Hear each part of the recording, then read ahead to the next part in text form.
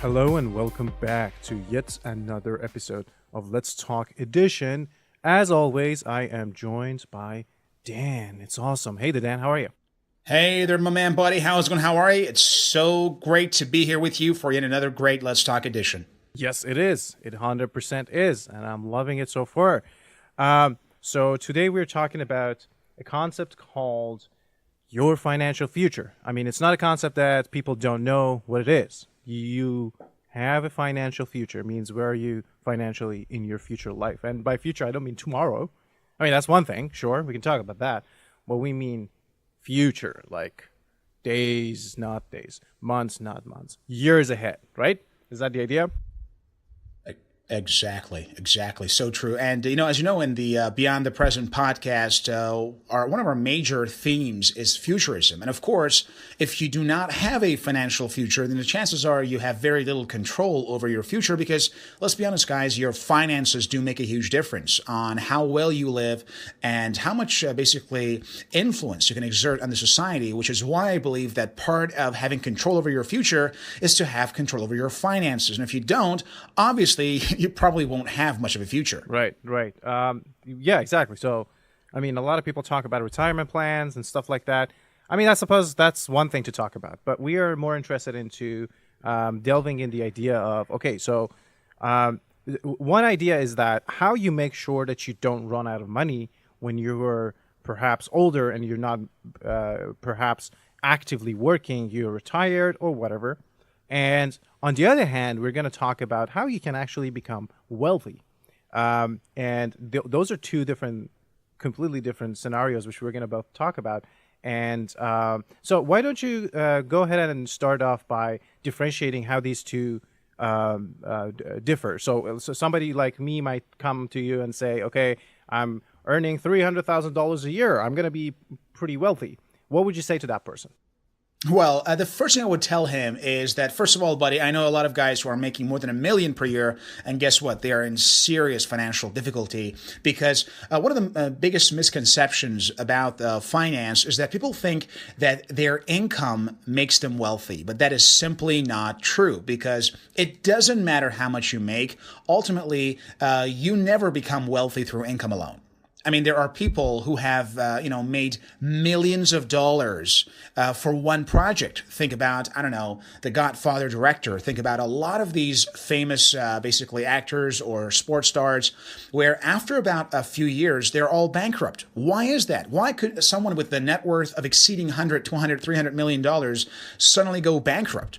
Another issue, of course, is about, it's a very famous story about like lottery winners. When you think about lottery winners, a lot of these people, they simply go bankrupt in less than 2 or 3 years after winning hundreds of millions of dollars of lottery. Why is that? And the answer, of course, will be discussed today. That is about your overall financial intelligence and literacy and how that allows you to make good financial decisions. So the first rule of financial independence is to understand that you will never, ever become wealthy through income alone. Income does matter. So if your income, let's say if you have an income of exceeding $300,000 a year, you have a much higher chance of acquiring basically wealth at a more rapid rate than someone who's making $25,000, $30,000, $40,000 a year because you are now making 3, 4, 5 times the average U.S. basically income. So that's very good. But ultimately, relying solely on your income to acquire financial independence and eventually financial freedom is just simply not going to happen because it's a bridge too far. And for that reason, I'm a huge advocate of helping others improve their financial intelligence to be able to make wiser decisions, and that will then allow them to hopefully become wealthy, knowing the right systems and the right tools. So you mentioned two terminologies here, financial independence and financial freedom. Can you elaborate on what they are? Well, actually, when it comes to your finances, there are a few stages, and the first of which obviously is called financial danger. Financial danger, basically, because ultimately anything in life comes down to how you manage two things in your life: your income and your expenses. And the way you handle these two will put you in one of these categories that I'm going to tell you. So ultimately, we have basically 4 major formulas when it comes to finances. The first formula is called the formula for bankruptcy. And that is very simple, of course. That means when your expenditure exceeds your income. This is called the formula for bankruptcy. And unfortunately, that's what, from my perspective and estimation, what almost 70% to 80% of the population live by, in that they spend all that they earn. And of course, they put some other credit on the side. So now not only they are spending all their earnings, they're actually accumulating negative credit as well, because now they're buying stuff on their credit cards that they somehow know they can afford. And if you go back to the year 2007, 2008, when we had this major economic crisis in the US, you realize that was partially caused by a lot of these people who knew they could not mortgage their houses, and they just bought homes they couldn't afford. And that led to a major national crisis, which eventually affected the whole world.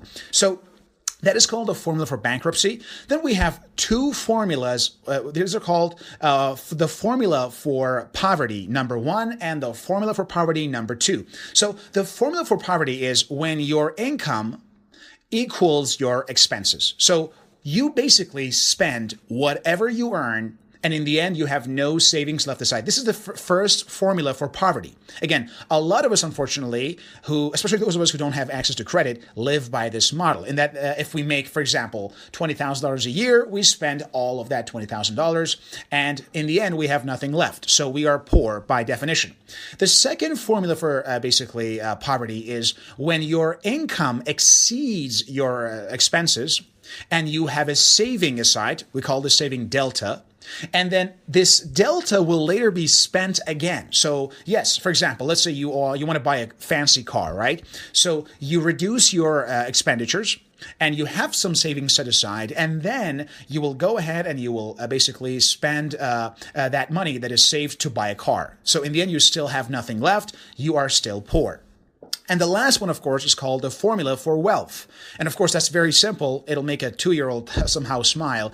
And that is your basically income minus expenditure leads to delta. That is, you have positive savings. You are, in a sense, spending less than you earn and saving that money. And then you take that money and invest it and multiply it to generate more money. This is called the formula for wealth. And after having discussed these formulas, then the way you use your money will determine in which stage you become. And ultimately, that'll determine your overall financial future. So basically, the stages of finances are financial danger, financial safety and security, financial independence, and financial freedom. So what are these for? Let me explain very briefly for our listeners. Financial danger, as we mentioned earlier, is living by the formula of bankruptcy or poverty. This means that in this case, you simply do not have any cash or money or assets set aside. So you are basically living paycheck to paycheck. And if by any chance you lose your job or you lose your clients or you lose your business, things will get really ugly because you have no money set aside, right? So this is called financial danger. Now, let's talk about financial safety. What is that? Financial safety is the first stage of you living by the rule of wealth building. That is, you spend less than you earn, and you take that money, and then you simply save that money, and you have money enough for the next 6 months to 1 year that if you do not basically work, you can still continue your life. Basically, it simply tells you how much cash or assets do you have right now available to yourself, that if you did not work for the next 6 months to 1 year, you could still continue your life. And trust me, you'd be very surprised to know that. I mean, like in a country like the United States, the majority of people literally are 2 paychecks away from bankruptcy. This means that these people do not have 2 months worth of basically savings aside, that if they do not get their paychecks for 2 months, they have to file for bankruptcy. So ultimately, the financial safety comes when you have saved enough money that if you do not work for the next 6 months or 1 year, you'll be okay. So right now, if you're listening to me right now, ask yourself, what will happen if tomorrow you lose your job? Or if tomorrow you realize you can't work, or you gotta, I don't know, you go on a long travel? Can you support yourself financially for the next 6 months to 1 year without working? If the answer is yes, congratulations. You are financially safe. That is, you have enough money and savings set aside that you can live off of them for at least 6 months to 1 year without working. However, If the answer is no, I'm so sorry. You are in financial danger. And if I were you, I would start by following the formula for wealth building. I would start spending less than I earn. Doesn't matter how less. Could be 10% less, could be 5% less. Depends on yourself. And then I would start saving enough capital that will allow me to continue my life even if I had no income. That's called financial, basically, safety. Now, the next two are what we're going to talk about today, because these two are not merely for financial safety. They're actually for your financial independence and eventually financial freedom. These two stages are what we call becoming wealthy. So if you are someone who has enough money saved for the next 6 months to 1 year, you are not by definition wealthy because you are just merely able to survive. But wealth really, from my experience, comes from creating a lifestyle where your passive income exceeds your needs and that you do not have to work to make a living. I repeat that. You are truly wealthy if the passive income generated from your businesses, from your investments, exceeds your expenditure and that you do not have to trade time for money. Understand this, guys. The worst trade is trading your time for money. Now, you might be saying, well, Dan, that's going to be like almost all the jobs. So hear me out. We all start this way. Every single one of us, we start our careers by trading our time for money. Whether it's to clock in and clock out from 9 to 5, whether it's to have your own business and then putting long hours in the business, or whether being a consultant and spending, putting a rate per hour for yourself. We all begin this way. It's totally normal. But the question is, are you going to have to do this for the rest of your life? And the answer obviously is, if you're smart enough, the answer should be no. Because for the wealthiest of all, trading time for money is the worst of all trade for one simple reason. Can you guess, Pujix, why trading time for money is not a good idea? What can you guess why? Well, you run out of time at some point.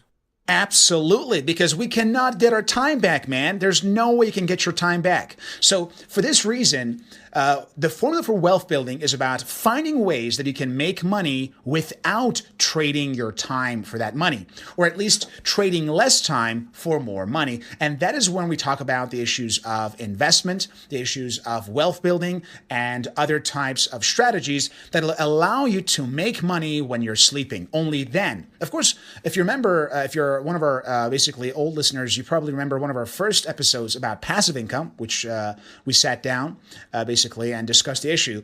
But here we're going to go a bit more in depth to discuss the issue in terms of what exactly it takes to become financially independent. So to quickly wrap up this part, financial independence basically means that you have enough basically passive income generated through various means, including assets, bonds, let's say stocks, real estate, and other forms of investments, or even your businesses that you are not running yourself, that are being run by someone else, and you're paying them for it, that they will exceed your costs of living, which means you simply can retire.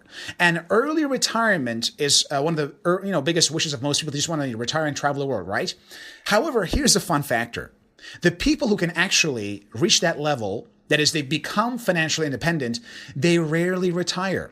As a matter of fact, they actually start working harder after that, because from then on, their work is just a game. It's just a means of helping others, making contributions. It's no longer a means of survival. And ironically, when you are not basically, when you have to survive with your business, you will love your business a lot more and you will work even harder. But ultimately, that's financial independence. And of course, financial freedom, that is when your passive income exceeds whatever you could possibly need as a luxury. Because financial independence is not about luxury lifestyle. Financial independence is about your passive income being enough to meet your basic needs, your rent, your car, your basic costs, entertainment. So when you're financially independent, you do not have to pay for the basic needs of your life, your education, whatever it is.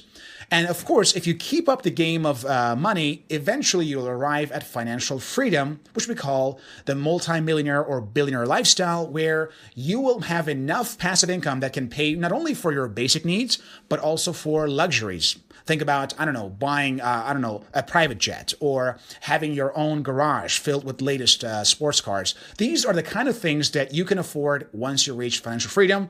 Now, here, I'm not necessarily advocating for financial freedom as much as I am advocating for the first two, which are financial, basically safety, which is available to almost anyone today by merely starting to save money for 6 months to 1 year, and later financial independence, because these are far more important than the last stage, basically. Very well. And you mentioned our episode called Passive Income. I'm just going to refer that's the third ever episode. If you want to go back and listen to it, feel free to do so. And okay, so now I think it's clear to me and the audience that, okay, if income isn't creating wealth, it should be some sort of investment that creates the passive income that you were talking about. Now, the question arises that when and how should we start investing? In what areas should we invest in? Bravo. Or should we diversify? That's a very good point. Yeah. That's right. I get you. I think, Pouya, you yourself know very well about the answer, because not only you're very smart, but you also are an entrepreneur yourself. You understand the importance of running your own business and being a freelancer. So what do you think? I mean, like, if I were to ask you, when is the best time to start investing? Can you guess what's the best time? Yesterday. Absolutely. The best time was yesterday, man. Not even today, because it is never too early to start saving and investing, because ultimately we talked earlier about the formula for wealth, and that requires you to have capital. All wealthy people are capitalists, and the word capitalist means someone who owns and possesses capital that he or she can use to create further wealth. So because of that, the best time to start saving and investing was yesterday. But today is the second best time. And of course, tomorrow, probably a little bit too late, but who knows? You can still get started. So the right approach, of course, here is how do you do it? Because ultimately, there's got to be a lot of things. But I really believe that it depends on your level right now. If you right now are someone, if you right now ask yourself, do I have enough cash? Just cash, not savings, not investments, not, for example, bonds, just cash, like literally cold cash right here. All right, right here. Do you have enough cash right now in your hand, in your pocket, under your pillow, I don't know, in your bank account, ready for expenditure for the next 6 months to 1 year? If the answer is no, investment is not for you. I repeat, if right now you do not have enough cash ready to be spent on your basic daily needs, rent, car, basic entertainment, education, Wi-Fi, whatever it is, utilities. If you don't have enough cash right now in your hands or in your bank account or under your pillow that you can spend for the next 6 months to 1 year without working, then investment is not for you.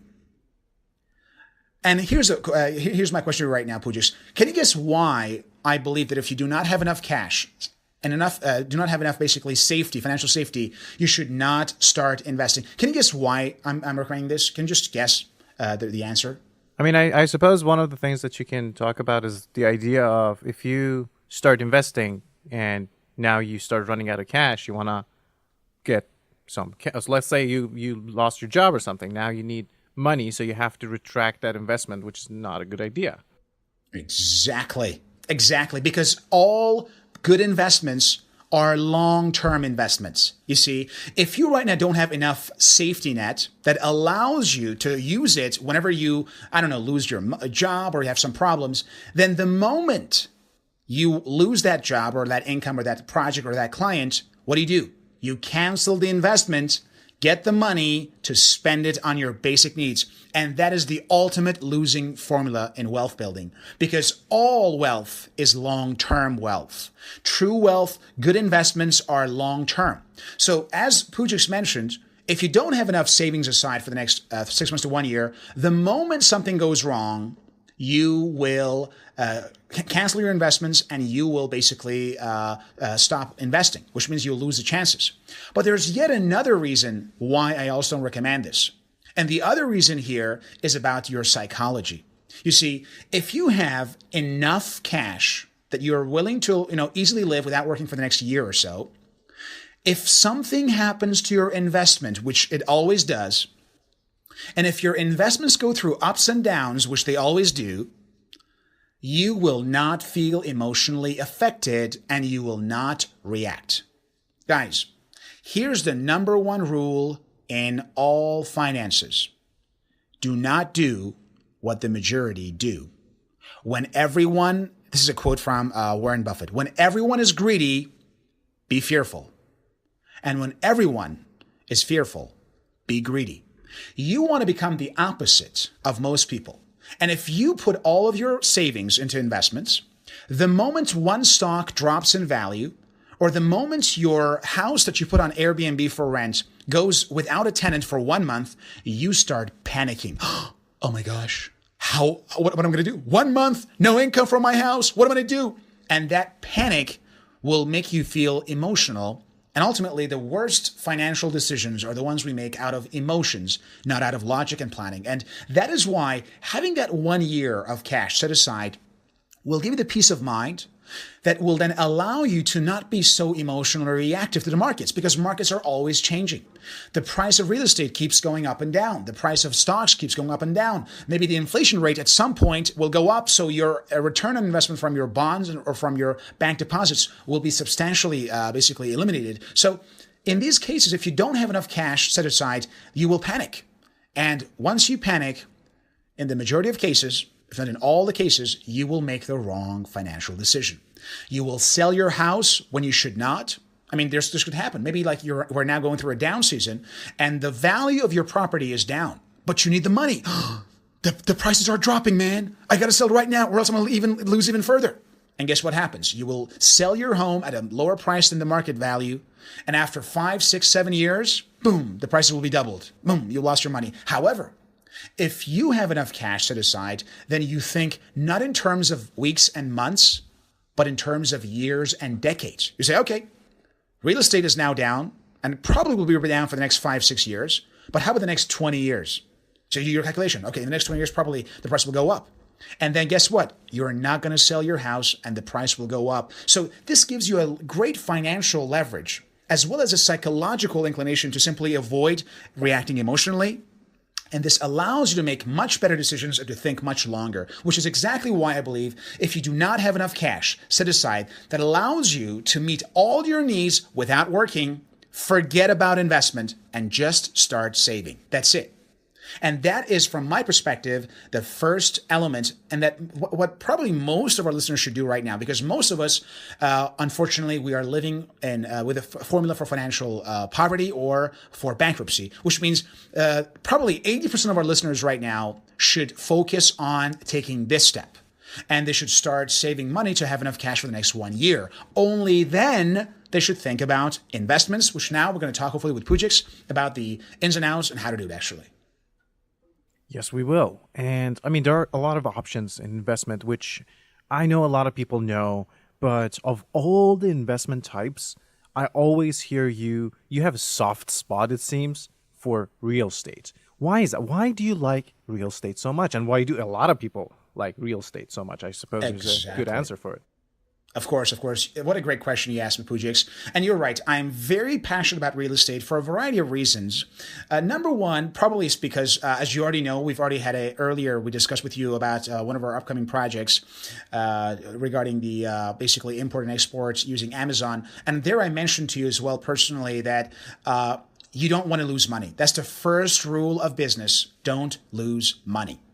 And this is a rule that is practiced by almost all the billionaires that I have read their biographies from. Like, can you believe that? Like, when you look at like guys with net worth of, let's say, a couple $1 million, they are all just so fancy. Like, the guy's net worth, for example, is like 15 million, and he owns a jet worth 4 million. How stupid is that? Let me think about this, right? Like, he literally spends like 1/3 of his net worth to buy a shitty jet that is not even actually that cool, a very tiny little private jet, which is 25% of his net worth. And then we have billionaires who literally can afford whatever they want. And these guys are far better with this and they think much more long term. And I really believe that if you want to get the best results, you should model the best, the very best, not the average, not the middle, but the very best. And the very best here are billionaires. And if you look at billionaires and how they look at investments, they all tell you this. Rule number one in business, never lose money. Which is why I'm a huge fan of real estate and not stocks or other types of risky investments. Why? Because stocks are completely out of your control.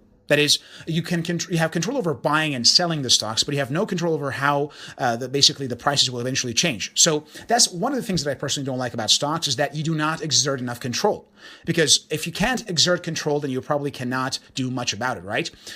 Secondly, stocks generally follow very rapid ups and downs, which for those of us who might not necessarily be very financially educated or do not have enough information, basically, we might have serious problems and make wrong decisions.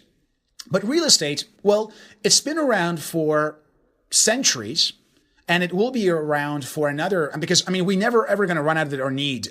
So long as we have the, human civilization, we need a place to stay. We need a place to sleep. That's just basic human needs, right? So the demand will never disappear. Because right now, think of a lot of the companies out there that are now bankrupt. Think of Xerox. Think of, many other companies. Think of, various factories that are now out of business because there's no longer a demand for those products. And that's the problem with the stocks. Think of, for example, the stocks of Tesla Motors. Imagine Elon Musk, which is a hero of mine, and I'm sure he's also a hero of you, Pujix. He goes on one podcast, smokes one, let's say just for a few seconds, he smokes weed on, let's say live podcast, and boom, the stocks drop substantially. This is not something that we see so much. What's that? Go ahead. I said, no, he wouldn't do that. Of course. So. But this is one example of stocks. They react very quickly. And if someday Elon Musk decides that he does not care any longer about, electric cars or about SpaceX, then those demands will disappear and the stocks will drop. Real estate, on the other hand, is a basic need that every human being needs. For as long as we've ever lived in history, and for as long as we'll be in the future, we will need a place to stay, to live, to sleep, to eat, whatever it is. So because of that, the demand will never disappear. And as we know, if the demand does not disappear, and the supply is limited, which it really is, because there's only so much space on planet Earth. Most of our planet is covered with water. So this means that land where we can use basically real estate is limited. And the world population is continually rising day by day. We're projected to reach 8 billion in less than 10, 20 years. So when the population grows up and the amount of land is limited and the supply is always there, what do you think this means for the real estate, Pujix? It means it's going to blow up. Absolutely. The prices will keep going up and up. Now, they don't always go up. There's always going to be, cycles in the economy where this will affect the prices and all those things. But in the long term, real estate will always go up in value. But here's a point about real estate I really love that I don't appreciate about other forms. Real estate is simultaneously an asset that goes up in value by itself. That is, if you buy a home and you just keep it there, it will go up in value over the coming decades by itself. Secondly, you can generate income by renting that place.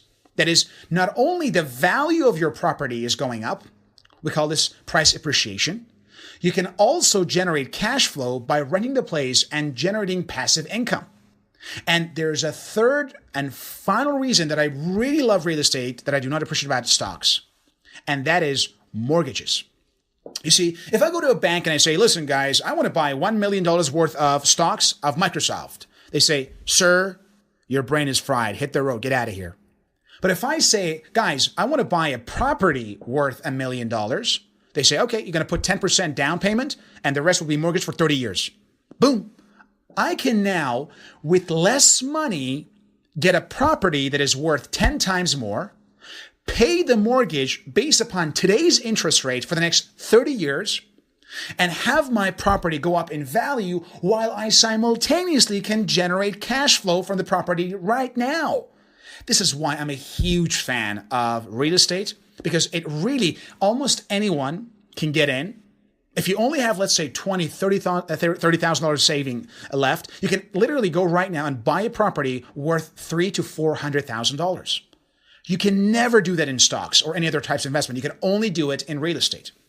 And because of these three reasons, the fact that they will always go up in price and they will basically always be able to generate cash flow, and the fact that you can actually borrow money, or what we call OPM, other people's money. You can use other people's money to buy the property and to generate income. I'm a huge fan of real estate, and I really believe that if you are somehow focused about making and generating cash in the long term, you should look nowhere else but real estate.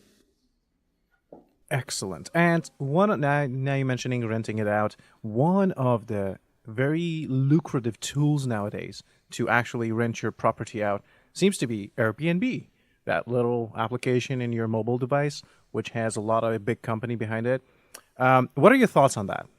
Wow. Well, first of all, I'm a huge fan of Airbnb, and I personally endorse this brand, and I really believe that everybody who's now listening to us right now should definitely try Airbnb. Airbnb, I think, is the Uber of real estate, if you will. And for the same reason that Uber has transformed basically public transportation, I really believe that Airbnb has done the exact same thing for real estate, because Airbnb simply allows anyone, anywhere in the world to rent out their property to anyone, anywhere in the world, without much risk and difficulties. And I think that's really the Uber of real estate. And just like technology has made everything better, Airbnb has made real estate much better. And because of the fact that I believe that a good type of investment should be available to anyone. I mean, right now, maybe many of our listeners do not have any contact with a good realtor. Maybe do not know the markets very well. Maybe they don't even know how to price their property. All of this is being done for free on Airbnb. Of course, they charge you basically their commission only after you rent out your property. But in reality, any amateur with zero knowledge of real estate can get started with Airbnb and start generating passive income from whatever property they own or they have even mortgaged. It doesn't really matter. And I believe that that's one of the best ways to generate cash. So Airbnb simply is a service, if you don't know already, is a service that allows you to rent out your property or rent the other people's properties for a few days, for as long as you want. And this means that you do no longer have to be limited to one tenant. We all have heard the stories of, oh my gosh, my tenant is now becoming mean. It's been 3 months. He hasn't paid his rent. These are the issues of the past, because I myself, I'm very busy, just like you, Pouya. And I don't have time to go after my tenant and say, hey, I'm your landlord. Give me your goddamn fucking monthly fee. I can't do that. I don't have the time for this. And because of this, I'm a huge fan of renting out your property on a daily basis instead of the long term, because that means you don't have all the hassles that comes with following up with a bad tenant, and it simply reduces the risk overall of generating passive income. Airbnb does exactly that. It actually allows you to rent out your property and to be able to generate income. And we earlier mentioned that if you want to get into real estate, you can simply have a small, let's say, for example, right now you have $40,000 in cash, right? You can right now go to, let's say, JP Morgan Chase and get your mortgage for 30 years for a property worth at least $350,000, $400,000, right? Now you are the owner of that property today, and you can rent out that property on Airbnb. And here's what's going to happen. You are not going to have to pay that mortgage, man. Your mortgage will be paid by your tenant plus some money on the side that becomes your passive income. That's what really boggles my mind. So right now, you have $40,000. You go to the JP Morgan Chase and say, sir, I want my mortgage for this property. You get the property. Put it on Airbnb's real estate list, and at that time, you still have a monthly mortgage of about, let's say, $1,200, right? Guess what? You are not going to pay that mortgage. Other people will pay that mortgage for you. And who are those other people? The people you find on Airbnb. So they come to you and say, okay, I'm going to rent your property for this day and this day. So you will rent your property during that month to, let's say, 9, 10 people.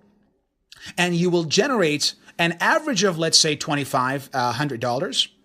And your mortgage is let's say $1,000 or $1,200. So you deduce that amount. You actually remove the basically amount from that. After it's been deducted, you can actually now have extra cash on the side. Can you believe that? You can never do that with stocks, man. So you literally let others pay your mortgage for you and a little bit on the side. And now, not only you don't pay your mortgage yourself, You actually generate passive income without working. And this is, of course, what I really love.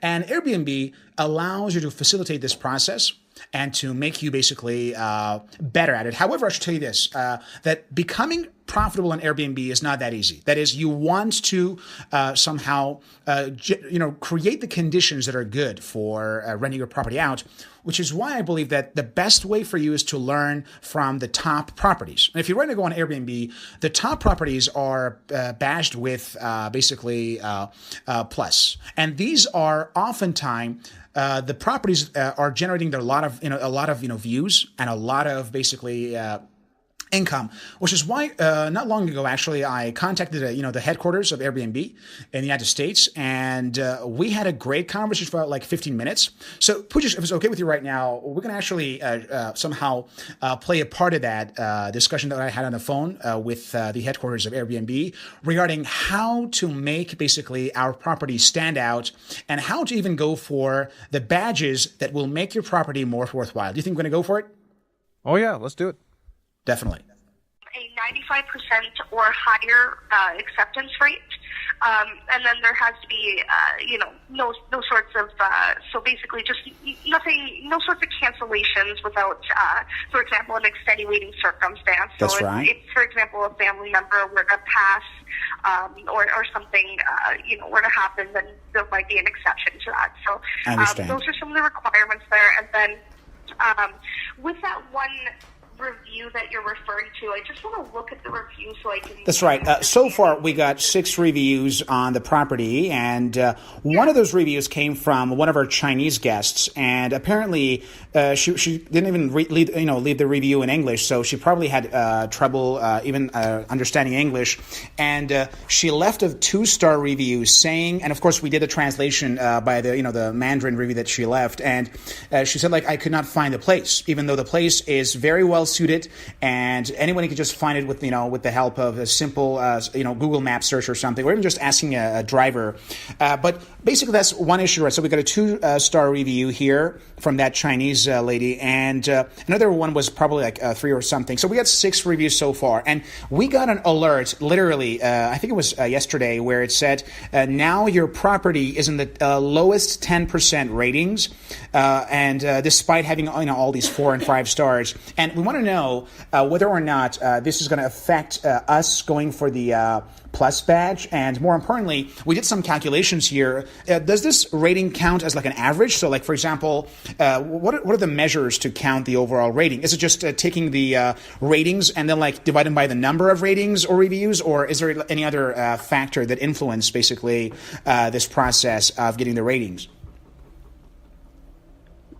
Well, that's definitely a good question. I'm actually looking at the email that was sent to you just to see what was said, because I haven't heard of you being notified that you're in the lowest ratings before. I haven't heard of that occurring, but for sure. I can even actually open the email now, and I can read it for you actually. Yeah. And for sure, I was able to find it. I can see it on my end here. Oh, okay, I see. So basically, yes, it was just giving you a notification that your listing is a little bit low, and exactly, and, letting you know that's in it. Yeah, I see that. Okay. So when it comes to reviews like this, every review does count. It's just with some reviews, for example, any sort of review that would violate our content policy, we could definitely look at possible removal as an example. But if it doesn't violate our content policies, then we would be unable to remove that I understand. review. I can take a look into this one for you. Having that 4.8 or higher review rating is going to be a requirement for becoming Plus. That's right. But from the looks of it here, let me take a look. It looks like the listing here is pretty new. It doesn't have too many reviews. Of course. We just got started recently. You have some upcoming. That's right, exactly. Yeah, and so we want to actually plan for it, so we are planning for going basically Plus here, but we want to know what's the pathway here and whether or not it is just about the reviews, or are there any other, for example, requirements? And more importantly, is this a free basically badge, or it's a paid badge? So is there any payment? If so, how much is the additional charges? So we want to actually figure out what's basically the best way to go for basically a Plus badge. Is that also part of the process that we have to have somebody there to check the place price and any other procedures involved to get that, basically. Absolutely, and I'm taking a look into the costs while I have you on hold here as well, because I'm going to review this and see if there are any charges that you should be aware of. It is a requirement to have someone inspect the home, because that's kind of the appeals for pluses. Those are listings that we have confirmed for comfort, quality, all sorts of things. I do want you to know as well, like, they do have very, very strict requirements when you're actually going through the plus process of becoming a plus host. So they'll have really, really strict requirements for what they need inside of your listings as well. So I'm going to look through this, see if there's any cost, what other requirements there are to, apply or be invited to that. And then I will let you know. It's just I need a moment to review our information on it. For sure, definitely. That's right. We're here. Wonderful. Then I'll be right back, Daniel. For sure, you. Definitely. Thank you so much for holding. That's right. After reviewing this here, it does look like there is a one-time non-refundable program fee. That's basically to cover the costs of the home visit and personalized home reports. That's right. It appears to be $149 per listing. So it's a one-time fee, right? It's not like a recurring or a subscription model. It's like a one-time fee. Yeah, it's a one-time fee per listing. So if you had multiple listings, you might be charged that again if you were trying to apply for that. And then I looked at a few more of the requirements here so I can give you a good idea. There are quite a few to go over, so I also wanted to send you our Airbnb Plus Home checklist. I can do that by message on Airbnb or email. I feel that would be, a really good thing to keep in mind. Fantastic. But one thing to also keep in mind is that the listing needs to be a private, it needs to be an entire home, private room with a private bath. So basically, if it's not an entire home, it has to have a private bath. Of course. And a private room. Our property is for the entire flat. Perfect. That's right. That's great. And then it has to have an easy 24-hour check-in, so that's an important one to note as well, because the guests need to be able to access. Yes, of course. We actually obtained the lock. We obtained the lock with that one-time password thing. So basically, now it's a 24/7 check-in for any of our guests. That's great to hear. So it sounds like you're doing pretty good there so far. There are quite a few amenities that a regular listing wouldn't be required to have, but a plus listing is required. You have to have some sort of media entertainment like Roku, Netflix, cable, something just there. That's right. You have to have Wi-Fi. It should be at least 5 megabits per minute. For sure. And a coffee maker as well. So there's quite a few here. If I may, I would like to send those to you, though. I just feel it might be easier than listing them all off to you and having you possibly forget. That's great. Having the chance to actually. I think there's no problem with any of those things you mentioned because it's a luxury place and we have all of those taken care of. So far, the checklist is actually pretty good, and we would love to have this. But does that mean that we have to actually wait for the reviews to go up, or can we, perhaps take a preemptive approach here, or we have to wait until the rating goes up to 4.8, or it's impossible? As long as the rating goes up, then you should be eligible. Right now, I'm going to review that particular review for you. I'll see if it is something that violates our contact policy in any way, shape, or form. If it does, I'd be happy to remove it. But if it doesn't, I would need to leave it as is. We want to be transparent with all of our guests, of course, Very good. And hosts. Just one final question about the overall rating. So that's just a mathematical average here, or there are other factors that, for example, let's say we get a 2-star review from somebody who stayed for 1 day and a 5-star from somebody who stayed for 2 weeks. Do both count as just one number, and then to just count it get an average, or they are counted differently? Okay, so from looking at it here, it does look like it goes off of an average, but it takes into consideration the the different areas that you need to meet. So, for example, accuracy, communication, cleanliness, check-in, and all that. And then it takes the average of all of those details. That's right. How you get the star rating. And then your overall star rating would be an average of all of the ratings you've received. So I understand. So there's no link between how long a guest stays and what the ranking. So if somebody stays for 2 days and let's say leaves a bad review versus somebody who stays for, 3 weeks and gets good treatment, so their reviews both count the same when it comes to getting the average and having the overall rating, right? Yeah, exactly. We don't, we don't deem a longer stay to be, their opinion of the place to be more important than someone who stayed for 2 days. Because, for example, someone could have a really, really great experience during those 2 days, or they could have a really great experience for 2 weeks, and then on the last day something could happen. They could be unhappy and then leave a bad review. And then, for example, if they were to have more stays, then it could affect you even more negatively. So we try and keep everything as fair as possible. Fantastic. Very well. And of course, the final question I would like to ask you is generally some tips to make sure we go up the ranks in Airbnb. So if you yourself, imagine like you just want to give us a friendly advice on how to boost our ranking in general, obviously because we would like to basically have the place basically filled with different guests. So what are some general tips you can offer us in order to make sure that our property in general goes up? And just some of the winning tips on Airbnb, if you will. Yeah, so looking at this here, most of the things that are gonna increase guests to stay with you are going to be things like having your instant book settings on, which it looks like that's enabled here, so that's a good first step. And then setting competitive pricing. So prefer not to, but it will adjust your pricing to kind of match those around you. So if someone's looking, at listings and yours is more expensive, they might be more inclined to book one that's cheaper. So that's one thing to keep in mind. And then also, bear with me just a second here. Uploading high quality photos. That was the other thing I wanted to, advise. Look at your listing here. It looks like you have some really great photos. So exactly. We tried our best. Too much of a concern. That's right. Yeah, and they look pretty good there. So those are a few of the things that are recommended. For sure. Setting expectations as well, just making sure that you're being as honest as possible and, setting the right expectations for upcoming guests. That and then just describing your space really, really detailed and well. That's another really good thing because, having a very descriptive listing, people are going to feel, they're going to feel like you put a lot of effort into it and they're going to feel like they know what they're getting. So just long descriptions. And of course. And we got it. That's right. That's right. Great. Yeah. And we do our best, hopefully. And our goal is to hopefully not only get better with this property, because we plan on adding some new properties on Airbnb from, of course, also throughout Europe. We just hopefully a new listing for Lisbon, Portugal. So we are trying to actually go global here.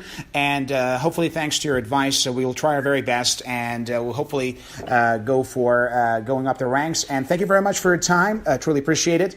And hopefully we're going to try to use your advice and go up the rank. And once again, we appreciate your time and effort. For sure. If there's any other articles I see, I'll be sure to pass them along to you as well. But I really appreciate your time, Daniel. And if there's anything else, just let us know. For sure. Thank you very much. That was it. I truly appreciate it. And for now, I'm going to wish you the very best. You've been very helpful. Thank you. Thank you. Bye. Definitely. Have a nice day. Bye for now. Well, that was very interesting. Okay. So any final thoughts on it? So let me come back and actually gather everything together. This was one of the episodes that we really went really deep into details of a single method of how you can actually invest, and I think it gives our audience a good perspective into the whole system and the whole world of investing in real estate and generating income through it. But bringing everything together, do you have any final thoughts? Anything we didn't talk about or you want to review? Of course. So very quickly, you can never become wealthy through income alone. No matter how high your income is, if you want to become wealthy, you need to play by the rule of wealth. And the rule of wealth, as we mentioned earlier, was spend less than you earn, save and or invest that money, don't touch it, reinvest it, and multiply your investments and savings. This is the formula for wealth building. And we talked about why personally I'm a huge fan of real estate investments and not stocks, because I mentioned earlier, the reason is that with real estate, you can actually be sure that in the long term, you will always go up. So no matter how bad the conditions are today, 5, 10, 25 years down the line, you'll be sure that this property will be worth more. And the other point is about mortgages, in that you can tap into the power of mortgages by buying properties that you cannot afford with the help of mortgage, and then letting other people pay that mortgage for you using rent, and ideally using services like Airbnb that will allow you to actually make the most of your investment. So ultimately, it was all about understanding how you can take control of your financial future, because those who do not have basically a plan for a good future cannot have one. And because of this, if you want to be able to take care of this aspect of your life, which is your finances, then you better have some plans and you better get started. And as we discussed here with Pujix, ultimately, you want to know the best time was yesterday, and today is not too late, but let's get started. Excellent. And it is, as always, a massive pleasure talking with you, Dan, learning lots and lots of stuff every single conversation we have. Thank you for joining us. The pleasure again. is absolutely mine, Pujix. I really appreciate arranging this show, basically, and we'll definitely, hopefully, help our listeners to learn about different subjects in the future. Hopefully. And thank you guys for joining us. Again, as always, we love you hearing our stuff. I cannot emphasize this enough. Without your existence, we are just talking to empty space, which is fine. We'll do it, but it's a lot more fun that we have you guys as listeners. You're awesome. Put your comments, questions, anything you have on this episode or any other episode, or send us directly. You can DM me, Dan, on Instagram, Twitter, whenever you get a hold of us. And thank you. Hope to see you very soon.